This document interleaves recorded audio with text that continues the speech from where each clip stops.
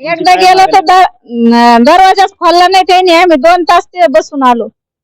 आमदारच्या दिवे गेलतो 2 तास असं बसून बसून वाजून आलो तरी ते खोललं नाही त्यांनी दरवाजा. मग काय करायचं आम्ही?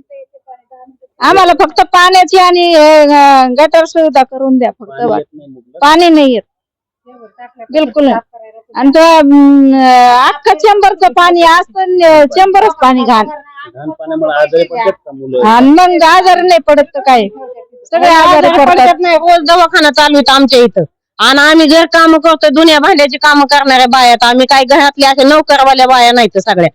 आमच्या घरात एक सुद्धा बाई नाही आता घरात बसली बाबा की आम्ही हाय म्हणून. लहान लहान लेकर आहेत, महिन्याची 1.25 महिन्याची लेकरं घेऊन आम्ही आपल्या घाण पाण्याने आंघोळ्या घालतोय. कसं घालायचं? तुम्हाला बाटल्या दाखवायला आणायचं तर आम्हाला लाज वाटायला लागली ती आता.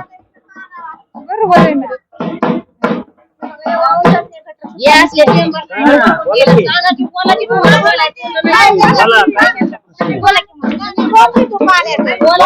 किती 5:30 ला पाणी येतंय आम्हाला, लगेच 10 मिनिटाचं पाणी जातंय.